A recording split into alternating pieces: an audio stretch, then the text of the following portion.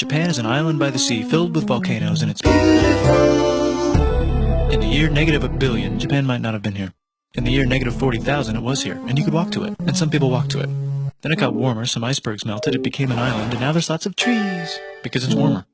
So now there's people on the island. They're basically sort of hanging out in between the mountains, eating nuts off trees, and using the latest technology, like stones and bowls. Ding dong, it's the outside world, and they have technology from the future, like really good metal and crazy rice farms.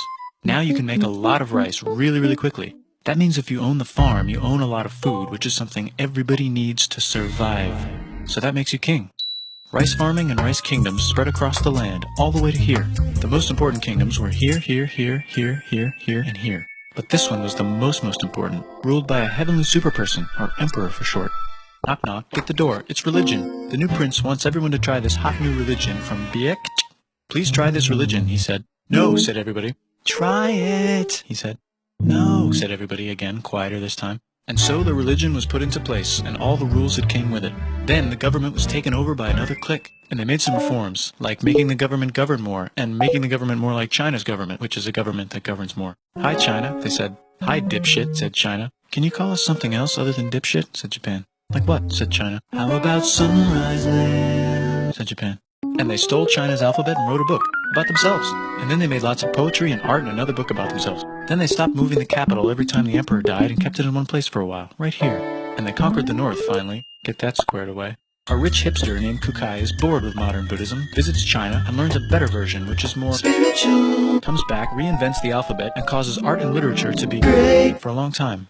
And the royal palace turned into such a dream world of art that they really didn't give a shit about running the country. So if you live outside the palace, how are you supposed to protect your shit from criminals? Hire a samurai. Everyone started hiring samurai. Rich, important people hired samurai. Poor people who could not afford to hire samurai did not hire samurai. The samurai became organized and powerful, more powerful than the government. So they made their own military government. Here, they let the emperor still be emperor, but the shogun is actually in control. Breaking news, the Mongols have invaded China. We've invaded China, said the Mongols. Please respect us, or else we might invade you as well. Okay, said Japan. So the Mongols came over, ready for war, and died in a tornado. But they tried again, and had a nice time fighting with the Japanese, but then died in a tornado. Then the emperor overthrows the shogunate. Then the shogunate overthrows him back and moves to Kyoto and makes a new shogunate. And the emperor can still dress like an emperor if he wants, that's fine. Now there's more art. Like painting with less colors, collaborative poetry, plays, monkey fun, tea parties, gardening, architecture, flowers. It's time for who's going to be the next shogun. Usually it's the shogun's kid, but the shogun doesn't have a kid. So he tries to get his brother to quit being a monk and be the next shogun. He says okay, but then the shogun has a kid. So now who's it going to be? Vote now on your phones. And everyone voted so hard that the palace caught on fire and burned down. The shogun actually didn't care. He was off somewhere doing poetry. And the whole country broke into pieces. Everyone is fighting with each other for local power, and it's anybody's game. Knock knock, it's Europe. No, they're not here to take over. They just want to sell some shit, like clocks, and guns, and Jesus. So that's cool, but everyone's still fighting each other for control, now with guns. And wouldn't it be nice to control the capital, which right now is puppets, with no one controlling them?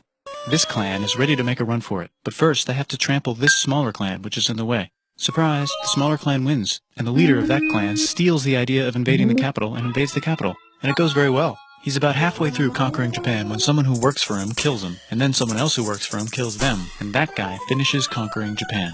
And then he confiscated everybody's swords, and made some rules. And now I'm going to invade Korea, and then hopefully China, he said, and failed, and also died. But before he died, he told these 5 guys to take care of his 5-year-old son until he's old enough to be the next ruler of Japan. And the 5 guys said, yeah, right, it's not going to be this kid, it's going to be one of us, because we're grown-ups. And it's probably going to be this guy, who happens to be way more rich and powerful than the others. A lot of people support him, but a lot of people support not supporting him. They have a fight, and he wins, and starts a new government, right here. And he still lets the emperor dress like an emperor, and have very nice things. But don't get confused, this is the new government, and they are very strict. So strict they close the country. No one can leave, and no one can come in. Except for the Dutch, if they want to buy and sell shit, but they have to do it right here. Now that the entire country was not at war with itself, the population increased a lot. Business increased, schools were built, roads were built, everyone learned to read, books were published, there's poetry, plays, sexy times, puppet shows, and Dutch studies. People started to study European science from books they bought from the Dutch. We're talking geography, skeletons, physics, chemistry, astronomy, and maybe even electricity. Over time, the economic and cultural prosperity began to gradually slow down. Knock knock. It's the United States, with huge boats, with guns. Gunboats. Open the country. Stop having it be closed, said the United States. there's really nothing they could do, so they signed a contract that lets the United States, Britain, and Russia visit Japan anytime they want.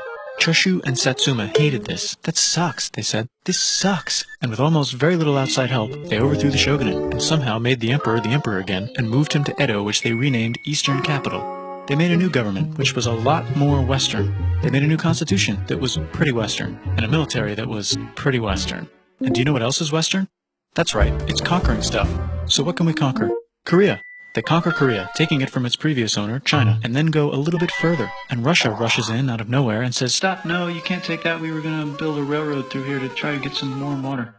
And Russia builds their railroad, supervised by a shit ton of soldiers. And then when the railroad was done, they downgrade it to a fuck ton. Did I say downgrade? I meant upgrade. And Japan says, "Can you maybe chill?" And Russia says, "How about maybe you chill?" Japan is kind of scared of Russia. You'll never guess who's also kind of scared of Russia. Great Britain. So Japan and Great Britain make an alliance together so they can be a little less scared of Russia. Feeling confident, Japan goes to war against Russia, just for a moment, and then they both get tired and stop. It's time for World War I. The world is about to have a war, because it's the 1900s and weapons are getting crazy, and all these empires are excited to try them out on each other. Meanwhile, Japan has been enjoying conquering stuff and wants more. And the next thing on their list is this part of China and lots of tiny islands. All that stuff belongs to Germany, which just had war declared on it by Britain because Britain was friends with Belgium, which was being trespassed by Germany in order to get to France to kick France's ass because France is friends with Russia, who was getting ready to kick Austria's ass because Austria was getting ready to kick Serbia's ass because someone from Serbia shot the leader of Austria's ass. Or actually shot him in the head. And Britain is currently friends with Japan, so you know what that means. Duh, Japan should take the islands. Which they wanted to do anyway, so they called Britain on the telly to sort of let them know. And then they did it. And they also helped Britain a little here and there with some errands and stuff. Now the war is over, and congratulations, Japan, you technically fought in the war, which means you get to sit at the negotiating table with the big dudes, where they decided who owns what. And yes, Japan gets to keep all that shit they stole from Germany. You also get to join the post-war mega alliance, the League of Nations, whose mission statement is to try not to take over the world.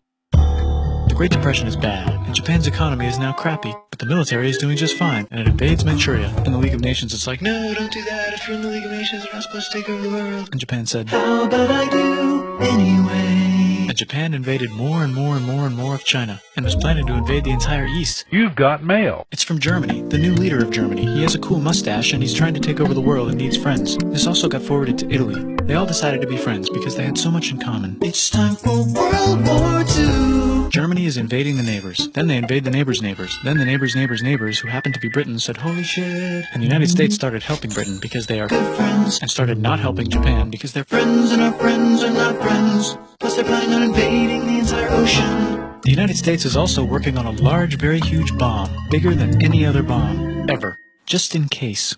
But they still haven't joined the war. War looks bad on TV, and the United States is really starting to care about their image. But then Japan spits on them in Hawaii and challenges them to war. And they say yes. And then Germany, as a symbol of friendship, declares war on the United States also. So the United States goes to war in Europe, and they help the gang chase Germany back into Germany. And they also start chasing Japan back into Japan. And they haven't used the bomb yet, and are curious to see if it works. So they drop it on Japan. They actually drop two.